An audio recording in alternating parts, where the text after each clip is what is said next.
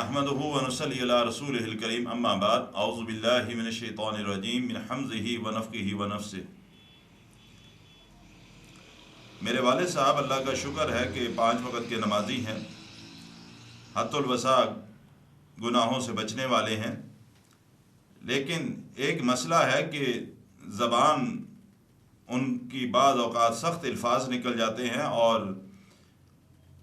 بعض اوقات گالی گلوچ بھی کر لیتے ہیں اور بعض اوقات سختی کا معاملہ بھی کرتے ہیں،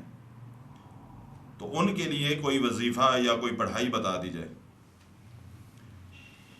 سب سے پہلی بات تو یہ کہ اللہ سبحانہ و تعالیٰ سے ان کی ہدایت کی دعا مانگی جائے کہ اللہ تعالیٰ ان کو ہدایت عطا فرمائے، اور جو ان کے اندر سخت طبیعت ہے اللہ تعالیٰ اس کے اندر نرمی فرمائے۔ اور اس کے لیے بہتر یہ ہے کہ فجر کی نماز کے بعد اپنی والدہ سے کہیں کہ فجر کی نماز کے بعد سورۃ اخلاص 41 دفعہ پڑھ کر پانی پر دم کر کے اپنے والد صاحب کو پلائیں۔ اللہ تعالیٰ قرآن کی برکت سے ان کے اندر نرمی فرمائے گا۔ دوسری بات، ایک بات اچھی طرح اپنے ذہن میں رکھیں، اگر میری گفتگو آپ کے والد صاحب سن رہے ہیں یا ان تک پہنچتی ہے یا دوسرے دوست احباب تک اگر پہنچتی ہے، تو ایک بات اچھی طرح اپنے ذہن کے اندر رکھیں کہ نماز کا ادا کرنا، پرہیزگاری ہونا، اللہ کے احکامات کی پابندی کرنا، یہ ایک الگ بات ہے۔ عبادات کا تعلق حقوق اللہ سے ہے، اور بندوں کے ساتھ زیادتی کرنا، سخت رویہ رکھ کر کسی کے اوپر ظلم کرنا، یا منہ سے ایسے کلمات نکالنا جس سے کسی کی دل آزاری ہو، اس کی عزت پر حملہ ہو، عزت نفس مجروح ہو، یہ دونوں الگ باتیں ہیں۔ اور ایک بات یاد رکھیے، کل قیامت کے دن اللہ کے ہاں سرخرو ہونے کے لیے حقوق اللہ اور حقوق العباد، ان دونوں کا جو پورا ہونا ہے وہ لازم ہے۔ یہ نہیں کہ نمازیں پڑھ لی، تہجد پڑھ لیے، نوافل پڑھ لیے، لیکن اپنا اخلاق ایسا بنا لیا، اپنا معاملہ ایسا کر لیا کہ لوگوں کے حق بھی تلف ہو رہے ہیں، لوگوں سے زیادتی بھی ہو رہی ہے، تو انسان یہ سمجھے کہ میں اللہ کے ہاں سرخرو ہو جاؤں گا تو وہ غلطی کا شکار ہے۔ اللہ کے رسول صلی اللہ علیہ وسلم نے ایک دفعہ اپنے صحابہ سے سوال کیا، اے میرے صحابہ مجھے بتاؤ مفلس کون ہے، غریب کون ہے؟ تو صحابہ کہنے لگے یا رسول اللہ صلی اللہ علیہ وسلم، مفلس وہ ہے جس کے پاس پیسہ نہیں ہوتا، ضرورت کے لیے مال نہیں ہوتا، وہ غریب آدمی ہے، مفلس ہے۔ آپ صلی اللہ علیہ وسلم نے فرمایا ہاں تم سچ کہتے ہو، وہ بھی مفلس ہے، لیکن ایک مفلس وہ ہے کہ کل قیامت کے دن اللہ سبحانہ و تعالیٰ کے سامنے پیش ہوگا، اس کے پاس نمازیں موجود ہوں گی، روزے موجود ہوں گے،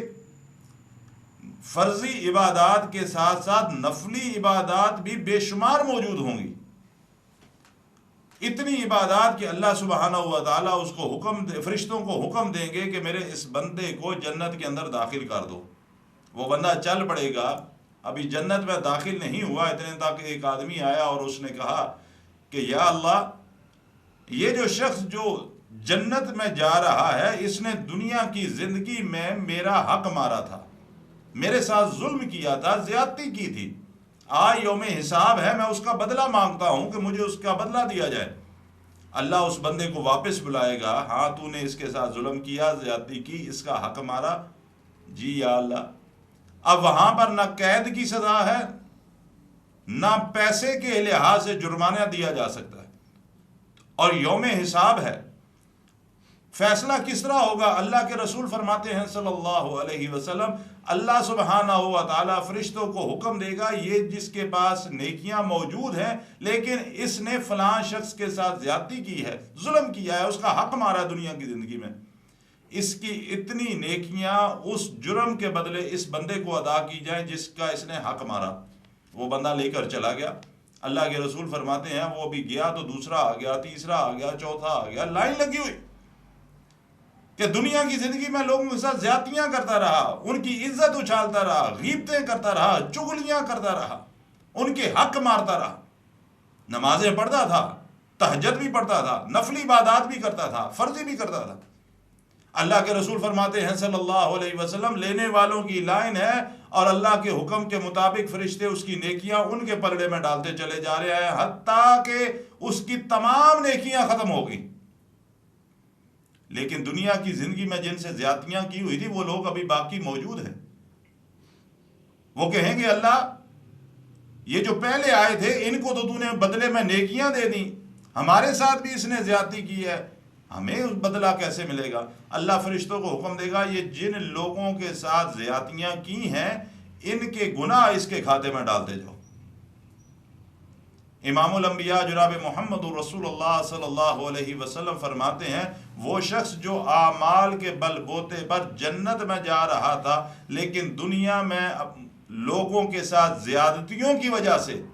لوگوں کے حق مارنے کی وجہ سے، لوگوں کی چغلیاں، غیبتیں، عزتیں اچھالنے کی وجہ سے، جو لوگوں سے اس نے زیادتیاں برتی تھیں ان کی وجہ سے بالآخر اللہ فرشتوں کو حکم دے گا کہ اے میرے فرشتوں اس کو گھسیٹ کے جہنم کے اندر پھینک دو۔ آپ صلی اللہ علیہ وسلم نے فرمایا اے میرے صحابہ تم نے جو غریب کہا، مفلس کہا، وہ بھی واقعی مفلس ہے، لیکن اصل مفلس یہ ہے کہ جو اعمال اس نے کیے لیکن قیامت کے دن جو لوگوں سے زیادتیاں کی تھیں اس کی وجہ سے اللہ نے بالآخر اس کو جہنم کا ایندھن بنا دیا۔ اس لیے میرے بھائیوں اور دوستوں، حقوق اللہ کی توفیق سے ہم ادا کر رہے ہیں، کرتے رہیں گے، اللہ جب تک ہمیں توفیق عطا فرمائے، اور ادا کرنے کے بعد اللہ سے دعا بھی کیا کرو اللہ تعالیٰ ان کو قبول و منظور بھی فرمائے، لیکن اپنی زبان کی حفاظت کیا کرو کہ ہماری زبان سے کسی کو تکلیف تو نہیں پہنچ رہی، ہمارے ہاتھوں سے کسی کو تکلیف تو نہیں پہنچ رہی، ہم کسی کا حق تو نہیں کھا رہے۔ اگر کھا رہے ہو تو اس دنیا کی زندگی کے اندر جس کے ساتھ جو زیادتی کے مرتکب ہم ہو چکے ہیں، دنیا سے جانے سے پہلے ان سے معاف کروا لو، نہیں تو قیامت کے دن اس کے بدلے میں اعمال دینے پڑیں گے، نیکیاں دینی پڑیں گی، تب جان چھوٹے گی۔ اللہ تعالیٰ مجھے بھی اور آپ کو بھی حقوق اللہ کے ساتھ حقوق العباد کا خیال رکھنے اور ان کو پورے کا پورا ادا کرنے کی توفیق عطا فرمائے۔